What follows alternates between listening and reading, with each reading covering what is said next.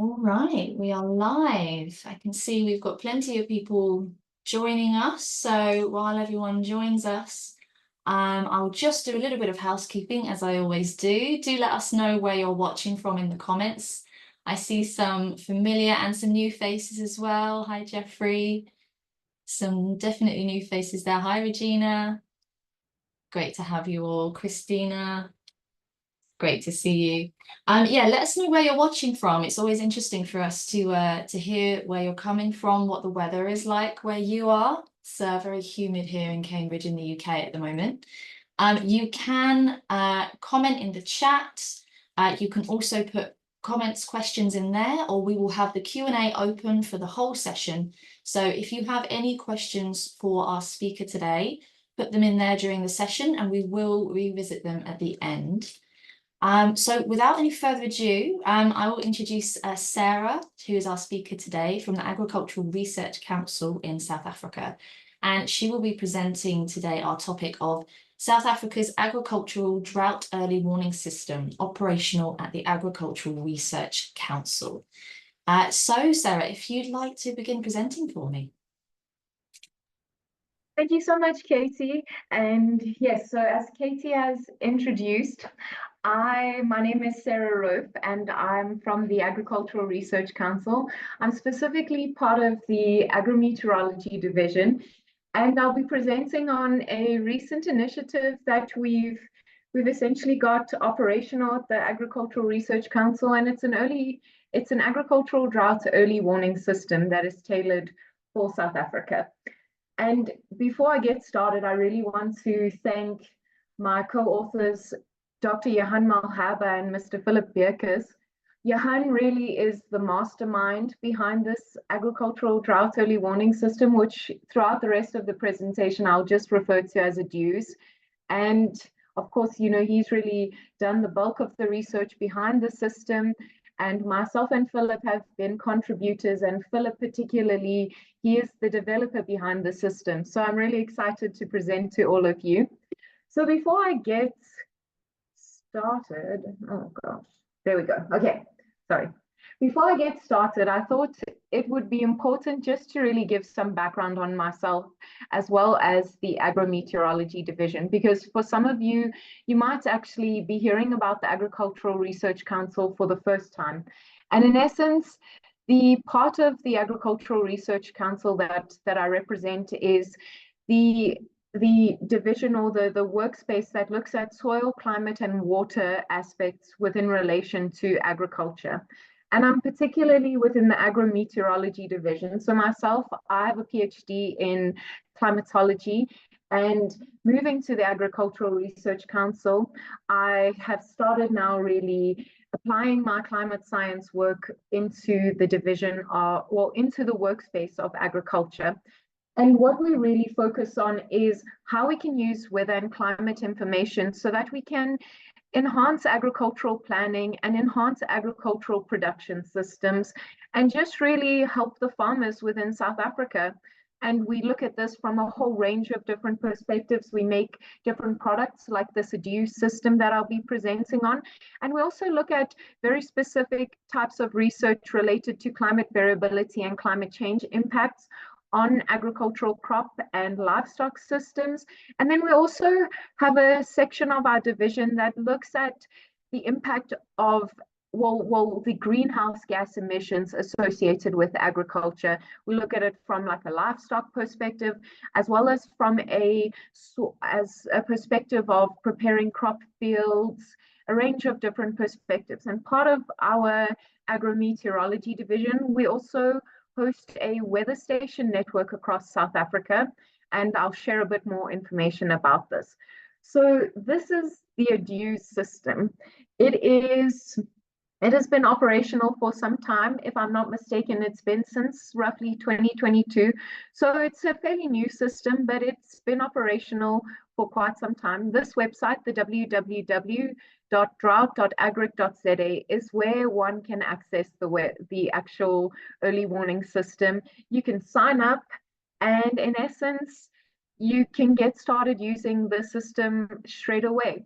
So what we do, well, what we have in this system is we look at weather and remote sensing data, and we essentially try to provide drought information. We look at things like rainfall, drought intensity over short to long term periods. Then we also look at drought impact on vegetation to get a view on like the crop impacts, and then drought impacts on grains, as well as drought impacts on grazing. And part of this system, we also have a way where you can define specific locations, and then you can also receive automated email alerts about the system. So this next slide is really just like an overview of the system and the various little crux of the system. That's like, what are the inputs? So we have various observed weather and climate data products that we incorporate into it. We also have a forecast system that we use to basically to forecast various things within the ADEWS model. We have soil data coming in, crop and grazing data, and our Earth observation, i.e. our satellite data. And part of this, so the weather data, that feeds into a range of things. We have the various types of indices that we calculate, which are mainly the drought monitoring indices. We have a grazing model as well. We have a crop model, which incorporates a whole bunch of variables as well. And then particularly for the satellite imagery, we use this to provide information on vegetation indices. All of this is fed into the ADEWS system, which is hosted at the Agricultural Research Council head office. And then we have this web portal and some other outputs that we are interested in. So currently we have the web portal and the automated emails that are outputs. And then later on, we aim to essentially provide a mobile app of this. That's still in development. Then we also aim to target this not just as emails, but as WhatsApp and maybe SMSs as well. And much of these are still in progress. And yeah, so I'll talk to you now about the input data. And I really want to get to the crux of the system and show you the system. So I'm going to move quite quickly over the input data. But if you have any questions, I'll answer them in the chat, and I'm happy to address them. But I'll start with the observed weather data. So the ARC has a automatic weather station network. And on this map, all of these black dots essentially represent the station locations. And there are almost 600 stations, 590 something. I don't remember the exact amount. That's why I put 600. But anyways, we have a whole range of variables that are outputs. And this list is the range of variables. And those that I've highlighted in green, those are the variables that we use in the ADEWS system. So that's air temperature, rainfall, relative humidity, and total solar irradiance. And these variables are measured at an hourly rate from these automatic weather stations. And then we use them over various time scales. In some instances, they're also recorded at a daily rate as well. Then how we use this data in the ADEWS system is essentially we take these point locations and we consider some spatial products, such as like some reanalysis data, as well as satellite data, to inform us with regards to interpolating these products, so that we can basically create spatial raster surfaces of each of these variables that we use for the ADEWS system. We also have a forecast system in place, and this is perhaps our newest product. So it's almost been going for a year at the moment, and it's something new that we've started up to try and also forecast the impacts of agricultural drought. And we use the weather research and forecasting model for this. And in essence, we have an automated system that runs at like seven-ish in the morning, and what it does is for input, we use the NCEP GFS data set, which has a 28-kilometer resolution, and we use this essentially for our initialization as well as our boundary conditions. And then we run our forecast for for 7 days ahead of time. And this is run at an hourly resolution for the domain, the spatial domain that is represented in the bottom left-hand corner, at least my left. And in essence, it's an area that's really targeted to South Africa, and it also includes the surrounding oceans so that we can look at the various weather systems that are likely to, that would impact South Africa. And at the moment, our spatial resolution of our forecast is 12 kilometers, but this is really dictated by the resources that we have available. And of course, we aim to go to a higher resolution, and we also aim to improve this system, such as incorporate an ensemble-based forecasting approach. And we are also in the process of really trying to get to the crux of the uncertainty so that we can really appropriately communicate uncertainty in this ADEWS system. And from this forecast, we use rainfall, we use solar radiation, temperature, as well as relative humidity, basically in the same way that we will use it for the observed weather data. And it's really just to complement the weather data. Then, of course, for us to really get to understand the agricultural impacts, we take it from a crop and a grazing perspective. And we need to inform this via soil data. And in essence, the ARC has a really detailed soil database for South Africa. And there are a number of parameters that I haven't mentioned here, but the ones that we use in the system is based on soil texture, the water holding capacity, the organic carbon, as well as the drainage upper limits, the wilting point, the bulk density, and the soil nitrogen. And all of these are incorporated for the crop modeling, grazing modeling, as well as the calculation of the water requirement satisfaction index. And this water requirement satisfaction index is really just like a crop specific index. I'll go into a little more detail in some few slides. And then to tell you a bit about the satellite imagery that we use. Basically, we use the MODIS NDVI product, which has a 500-meter resolution. And we use the 16-day composite product. Basically, we use this NDVI, so we don't use the NDVI product itself. Rather, we calculate indices from this. So the NDVI really looks at vegetation activity and density. And what we do is we look at the percentage of average seasonal greenness, and we also look at the vegetation condition indicator. Then we have some inputs. So I'll start. So this is the crop and grazing data. And for the crop data, we look at forecasted estimates of maize yield. So from our perspective, we've started with maize because it's one of the most commonly grown grain crops across South Africa. But of course, there are many other crops that are grown, such as barley, sorghum. So we are still expanding on this. And in essence, for the maize, we look at the DSAT model, and we use the CRES maize model, particularly within DSAT. And we use this so that we can essentially provide a forecasted view on what are the estimated yields for the season. So the estimated yields go back until 2014, and then the database builds as the seasons go by. So one can basically compare the forecasted yield for this year to a previous year. So that has occurred. So we look at 75 locations currently, and they're spread around 50 kilometer intervals. And we focus on the summer grain production area because that's the main region where annual grain crops are produced over South Africa. And this 50-kilometer interval that we use, we're trying to also improve on this as we gain additional resources for our ADEWS system. What do we use for the crop simulations? Well, it's the soil information, such as the depth and the water holding capacity that I mentioned in the previous slide. We use our daily weather data, which is as the raster surfaces, and that's the relative humidity, the max and min temperature, the rainfall, as well as the solar radiation data.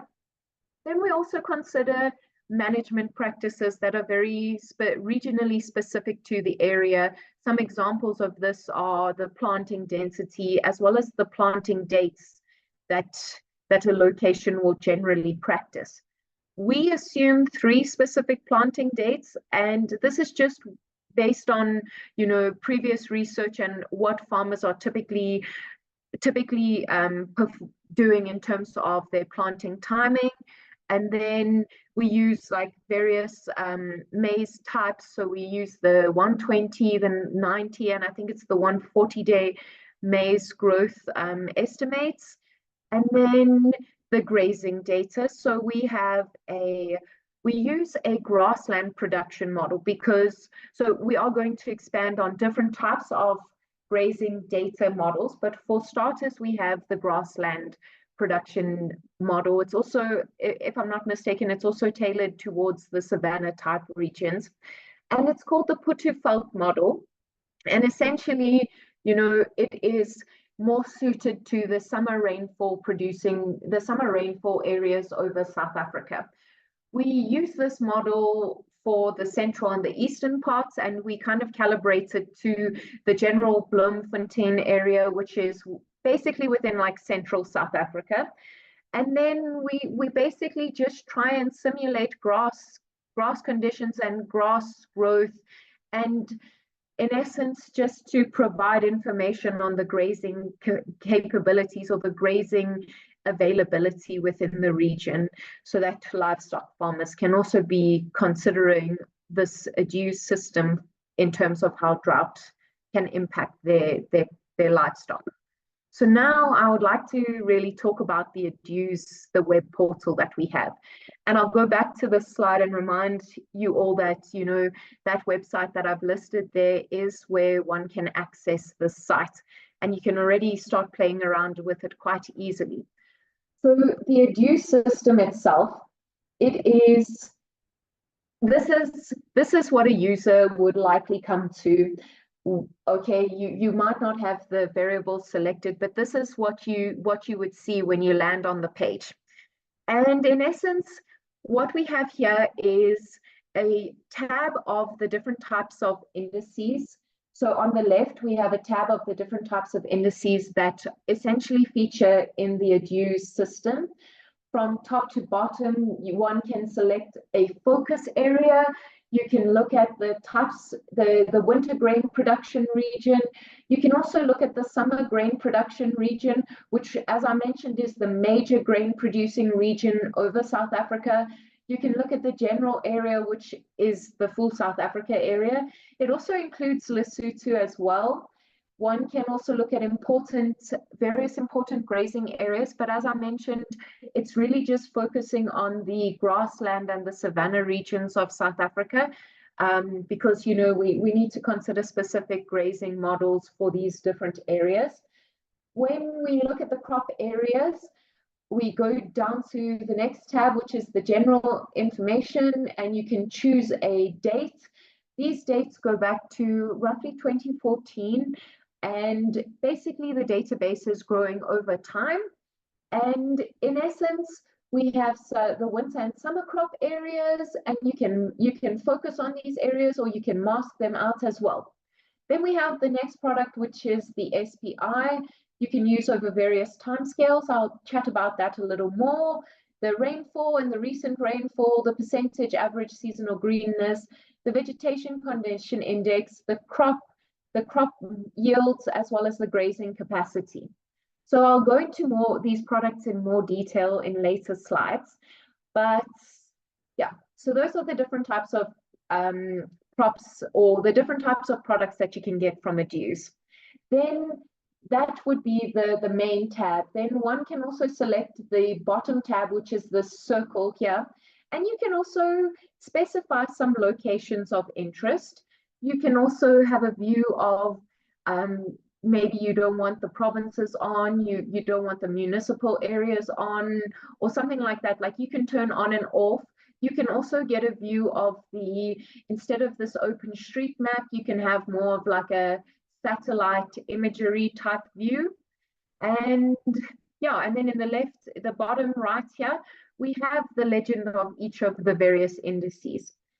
And part of ADEWS, we have this GIS interface. You can pan in, you can zoom out, you can select the different areas. And as I mentioned, you can mask specific areas out. When it comes to each of our indices, when you hover over the index, you can get some information about the index and basically an explanation on what is this index measuring and how is it calculated and what kind of information this provides for you. And as I mentioned as well, you can also have your user defined area of interest. So, maybe you have a specific farm here in Nelspruit, you can really select that and get specific tailored information about that area. So here is a breakdown of the current products that we have in the ADEWS system, and we're constantly working to adapt or improve on these products and add additional products. So we start with the rainfall products. And the way in which we're focusing on monitoring drought is really based on the standardized precipitation index. And the reason we use this SPI index is because rainfall records within the ARC weather station network span back until some of them are the early 1900s. I think one of the earliest records is like 1901, if I'm not mistaken. But this provides us with a really robust SPI calculation. And it means that we have a comparison right the way through, and we can really give some insight on how abnormally dry or abnormally wet the time period is. So I'll detail that a little bit more in a later slide. But then we also have a recent rainfall product. We provide some insight on the monthly rainfall totals. What were these rainfall totals? We also have a station-specific 10-day rainfall total that we provide as well. And as I mentioned earlier, we have the vegetation condition index, as well as the percentage of average seasonal greenness index.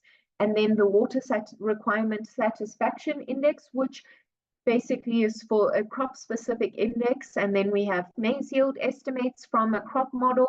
And for this, we really focus on dryland maize production because most of the maize production within South Africa is not necessarily irrigated.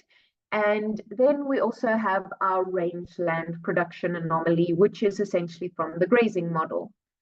So the SPI index, this is, as I said, it's the rainfall based. It's only rainfall based, and I highlighted why we're considering this index. But in essence, the outputs we present them over short-term, monthly sort of drought anomalies to a small seasonal view to the 3-month view, right up until the multi-year drought, the SPI 24 index. And we use this index as well because it's a WMO recommended drought monitoring index. And we use the same categories that are recommended by the WMO, the same delineations, the near normal, ranging up to extremely wet and down to extreme drought. And then when we produce this information, we essentially produce it via quaternary catchment area because, we consider that we make the assumption that any vegetation or any watering within the region is really going to be dependent on the quaternary catchment. And so we take this quaternary catchment type of view for the whole of South Africa. Here is a view of the rainfall, the monthly rainfall total product. And of course, it's very dependent on the date that you choose. So in this example, we've chosen the month of January in 2023 and just provided a view of what was the rainfall total. And this is, of course, interpolated based on the station data as well as some satellite rainfall products and reanalysis products. And then we interpolate this to provide a view of what was the spatial picture of rainfall during a particular month, and then we have our legend shown on the side here. Then we also have the 10-day rainfall totals. And what we do here is we specifically show it for the weather stations that we have. And this is an example from the Jan of 2023, again, looking at the Middelburg Fairview area within the Nelspruit province of South Africa. And this figure here shows now the satellite, sort of the satellite imagery type view of that's also offered in addition to the OpenStreetMap view that one can look at. In this next example, I'm showing the percentage of average seasonal greenness. And again, it's for the January period, but now I'm showing a view where one can look at the winter grain production regions over South Africa. And here we mask out all the other areas so that you can really focus on this view of the winter grain areas. And the legend really ranges from drought to potential drought through to average, above average, and well above average. And we have three options that one can use for this. You can use the MAC, the SC, and the WC. And what these really are is, this is a moving average window. So this MAC is a view of the past 3 months of the date that you've selected. So this will be in this instance, it will be December, November, and October, and the view of vegetation quality and greenness from this period. Then you can look at the summer period, and this will be based on the December, Jan, and Feb period. And then we have the winter period, which is the June, July, and August period. And essentially, essentially this is just the view of the winter producing areas. Then we have the vegetation condition index. And in this instance, I'm showing you the picture particularly of the 25th of January and this is based on the 16-day composite. So this is the sort of the closest 16-day composite to this 25th of January period in 2023. And with this VCI, you can basically look at the vegetation quality and the condition, and look at it from a below normal right up to a normal and above normal viewpoint. And then you can get an understanding of vegetation condition across your area and your focus area that you have selected. Then I want to highlight the maize yields that we have. And this I mentioned is from our crop model. And these dots represent the 50-kilometer points that we do simulations for. And in essence, we have a legend here that tells you about the maize yield quality from either being lowest right up to highest. And when you go and actually select on the specific point, then you can get a viewpoint on, okay, so this is the forecasted yield for the 2022 season. How does it compare to the past seasons? And here we're showing it from 2015, although the data really spans from 2014, but I think it really provides a view of like just the more recent years here. And then the next view, and what this does here, I forgot to highlight. So these are some crops that we would like to bring in as soybeans, as well as the winter wheats.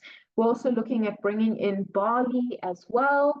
And from this view that we're showing is basically the predominant maize, really the commercial maize areas within South Africa. We do hope to expand it a bit further, but this is essentially the maize triangle region for the commercial maize production. Then we have our water satisfaction requirement index. So currently this index is really specified to maize. And that's why it is really focused only over the eastern and these central parts of South Africa, because maize is predominantly grown within these areas. And when you program or when you calculate this WRSI index, essentially you have to make specific specifications for the different types of crops. And that's why, you know, we have this product particularly for maize. It'll expand to different products as we develop the system over time. And we have the index on the right here, and it really just takes you through whether planting was not successful, whether there was a very good planting chance, or whether there would have likely been failure within the planting. Then we have another example here, and this is the rangeland production. And here we have our grazing quality, essentially. And it ranges from either being lowest right through to normal, above normal, and highest. And what I'm showing as an example here is how one can essentially make change the opacity of layers, and you can view the layers. You can view the opacity of the different layers, and this can be undertaken for every single one of the products. Then we also have a view of the user-defined points of interest. So what we have here is particularly, okay, so let me go back. So we have the different types of points that you can define, and you select this by going to, on the very left-hand side, on the menu part, there's a little point, you basically select it there. You can add points, one can delete points. You can have some points that are active, some points that are also inactive. And then in essence, those active points, they will provide you will be provided with user information, user-defined drought monitoring messages. I'll show that in a moment. And whereas for those that are not active, so these blue ones, you will not necessarily be provided a message, but then these purple ones, you'll be provided a message. And here's an example of one of the messages.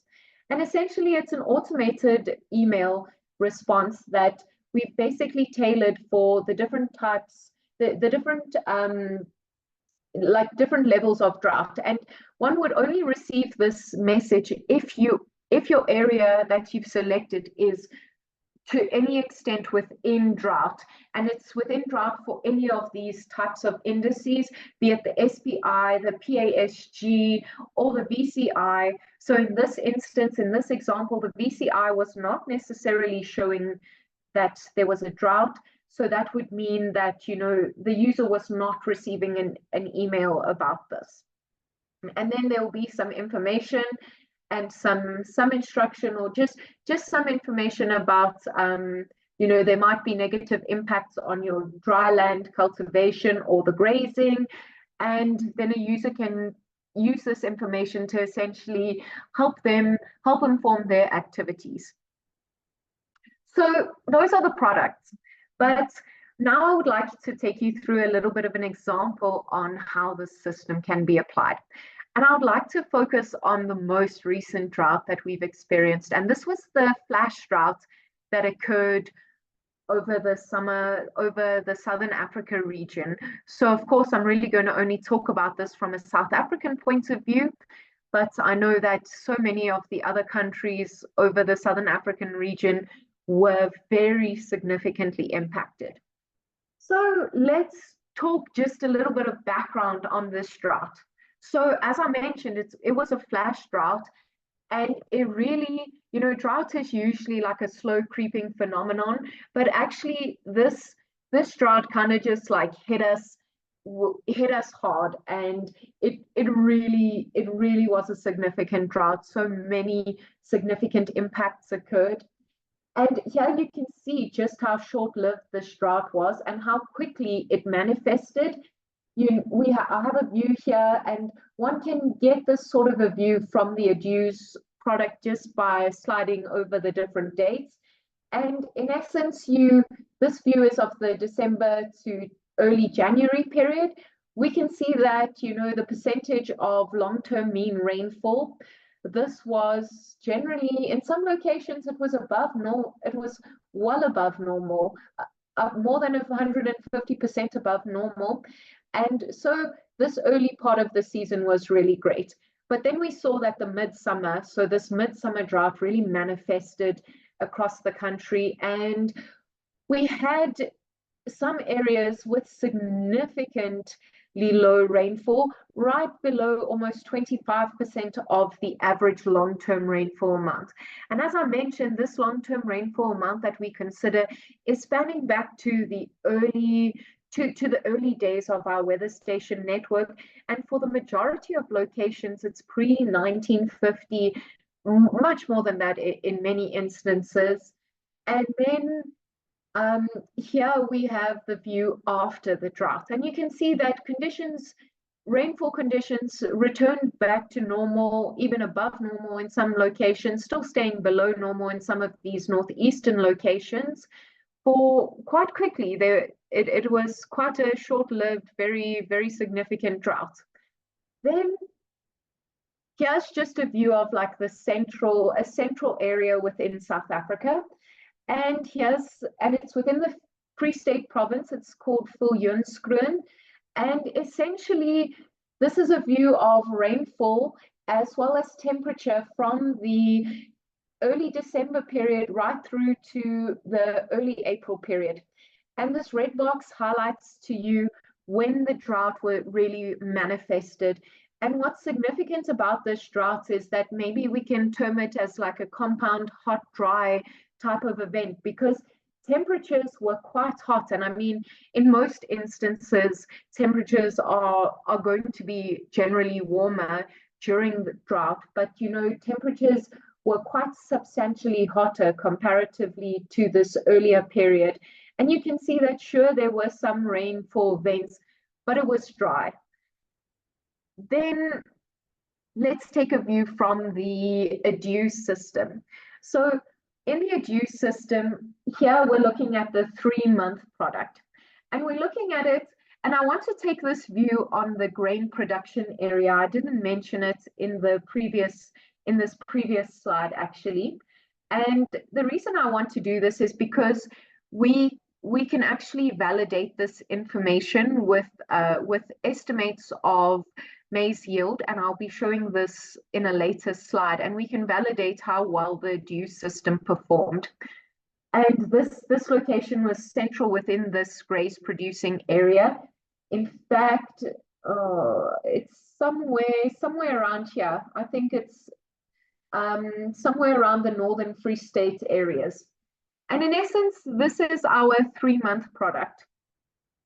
And what we see here is that from the January to March period, many areas had near normal rainfall, but some areas had extreme drought conditions. And this is particularly the southern areas of the maize producing region.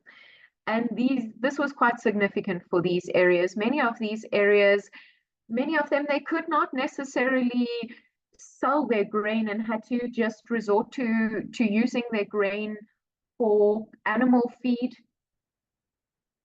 Then here's a view of the vegetation condition. And from left to right, we have the 9th to the 25th of January, the 26th of Feb to 13 March, and the 14th to the 30th of April.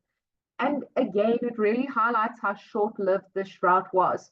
And these are all products, these are really screenshots from the ADEWS system, just really placed so that I can show you nicely the comparative view. And what we see is, like, particularly during this midsummer period, we had vegetation right down to very significantly below normal. Some northeastern areas were all right, and the vegetation condition was pretty decent, but the majority of the area suffered quite substantially.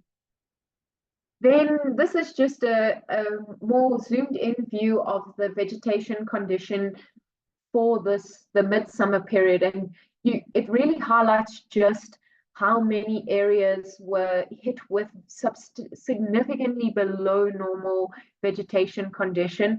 And these were the areas that really suffered. So here's a view of the forecasted yield. This was the forecasted yield that we were able to obtain.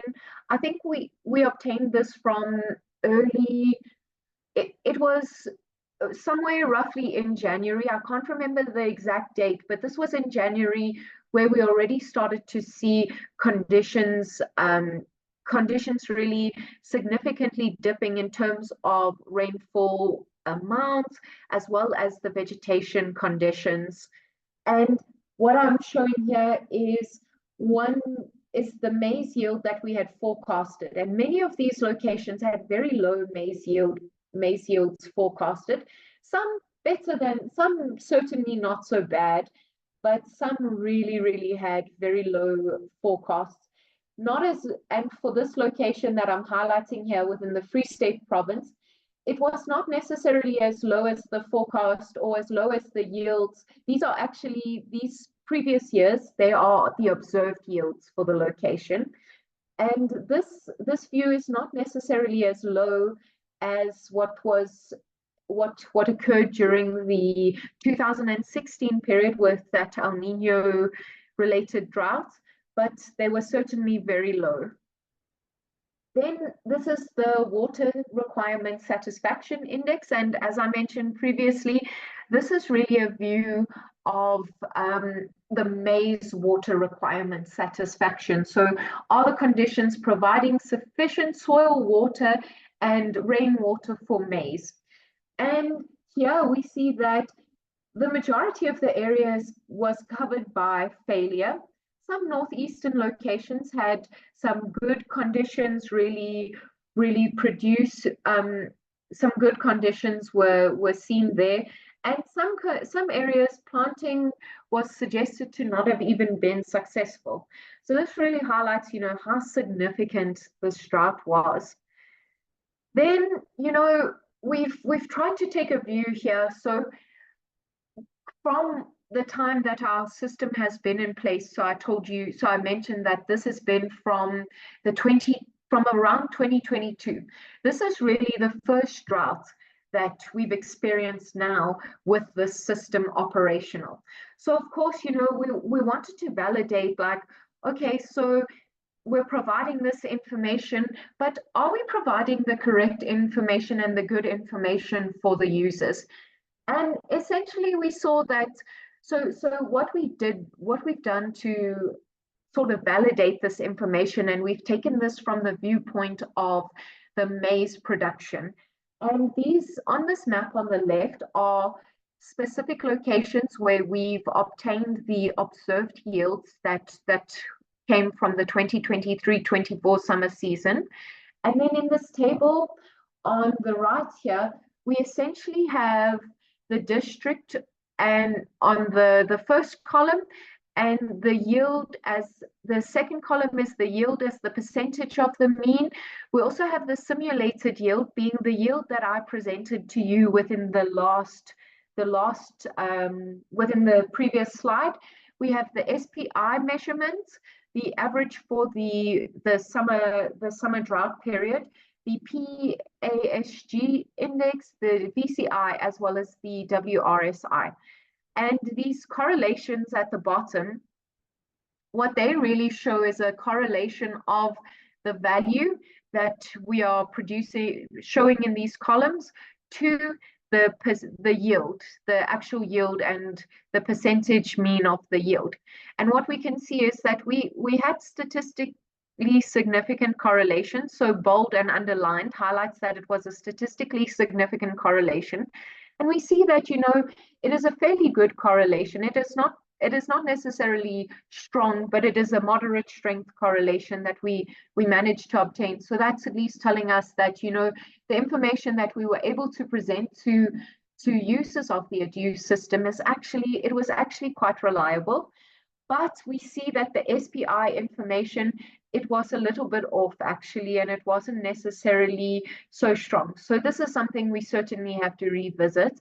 Then we also have a view of the PASG and the VCI, which is the vegetation conditions and the vegetation quality essentially. And again, they are statistically significant to different degrees. So when it is underlined, I've underlined it as it is statistically significant to the at the 10 at the 5% level, sorry, and then the alpha level that is, and then the bold is at the 10% alpha level. So the stronger and more significant correlation is underlined essentially. And I mean, the vegetation indices showed decent correlations, not strong certainly, but very decent correlations. So really highlighting that this information that we're presenting, it can actually be useful for a user on the ground. As well with the WRSI index, we have some statistically significant results. It's not significant with the Spearman rank correlation, but it is with the Pearson correlation. And in essence, it's highlighting to us, that even this information was fairly decent. Certainly, we have to maybe revisit some information, but the types of information that we were able to present to a user during this most recent drought really highlights that the system, it can be very useful. And for that is the end of my presentation. And I would like to say thank you to you all for listening. And if you have any further questions or comments, please do reach out to me if we don't get to them during this webinar. And yeah, thank you so much. Thank you very much, Sarah. We do, in fact, have some comments and questions. This session is being recorded as well and will be made available on the Verisian network either today or tomorrow when it gets uploaded.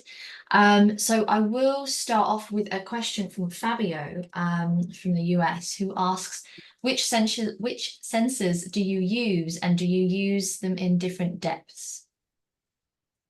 Does he mean soil moisture sensors, or said, Fabio, perhaps you can just hop back on there and just let us know, just clarify that for us. For now, I'll move to the next question, which says, hello, everyone. Could you explain why you need to launch this initiative rather than revising the cropping calendars to address the issue more directly? So this initiative is really, I mean, you can go and look at the cropping calendars for certain, but this initiative and our whole view to provide this ADEWS system is so that we can tailor to all different aspects of the agricultural industry. So it's not very specific to just being the crops. Right now, I mean, the site is very specifically based on crops, but we're really interested in that view on livestock. So this is why, we've taken this initiative of creating a drought monitoring system so that we can essentially tailor our information to the agricultural industry of South Africa, because, our mandate is to support the agricultural industry in every single activity that we undertake. Brilliant. I hope that answers your question. Naeem also has come on and said, hello, can anyone have access to the historic rainfall and evaporation data for free? Oh, goodness. This is perhaps a hot and contentious type of topic. But when it comes to weather station data over South Africa particularly, generally speaking, if you are outside of the research realm and not necessarily affiliated to the organization, you're likely to have to undertake a fee. And the reason we have fees associated with our data is because we struggle for funding, and we need funding so that we can maintain our weather station network. So no, you probably won't be able to get the data for free. Thanks, Sarah. Fabio has come back and clarified, yes, he is talking about soil moisture sensors. So I'll remind you of his question, which was, which sensors do you use, and do you use them at different depths?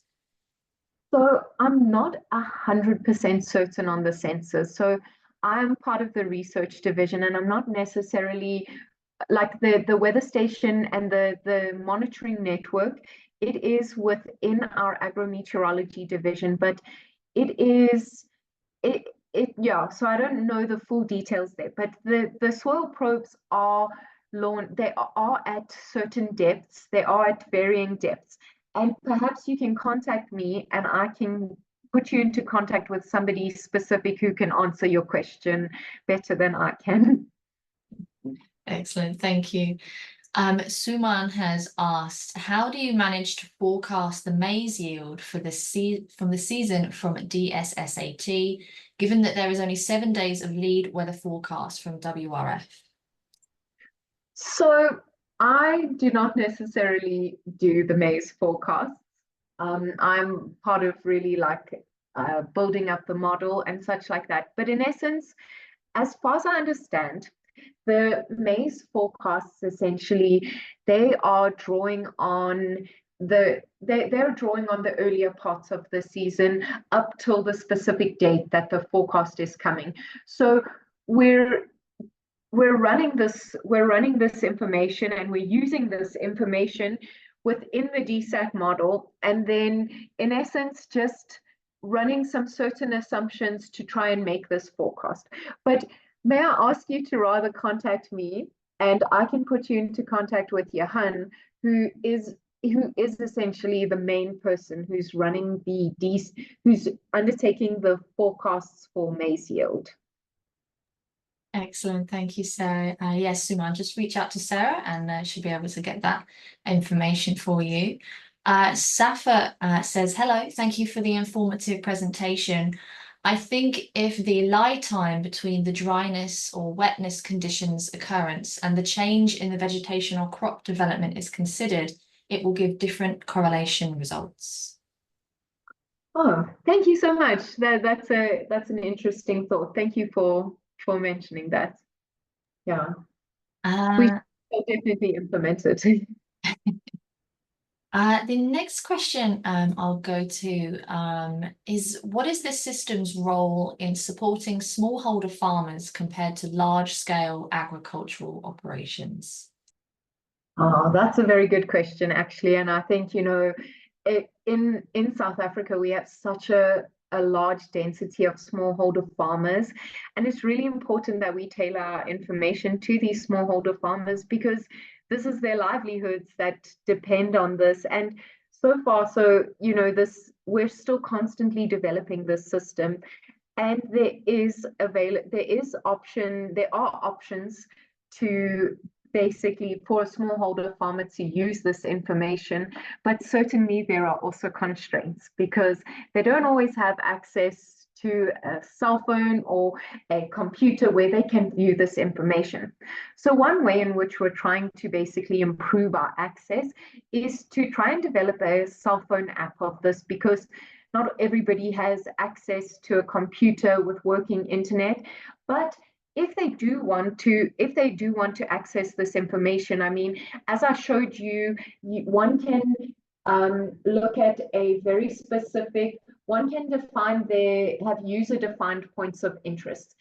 And essentially, a smallholder farmer could really select their location and be able to use this information because we do provide email warnings to them. But as I said, we do want to expand further. We need to consider SMS messages because a smallholder farmer is more likely to have maybe say access to that kind of infrastructure as opposed to an email, for instance.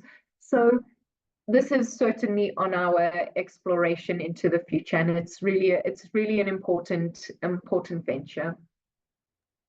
Thanks, Sarah. Saf has also come back and asked, are there license requirements for other countries or is it free? I guess there's license requirements to be able to use this site, but actually anybody who registers on this site can be able to use this site. The only thing is for an international user, your information is, I mean, the information is really only tailored to South Africa. And yeah, but there's no licensing requirements. One can use the site for free. All of this information that is essentially housed in the site is for free and everybody can access it. Great to hear. Thanks, Sarah. The next question I'll go to asks, how does ADEWS incorporate feedback from its users to improve its utility and user experience?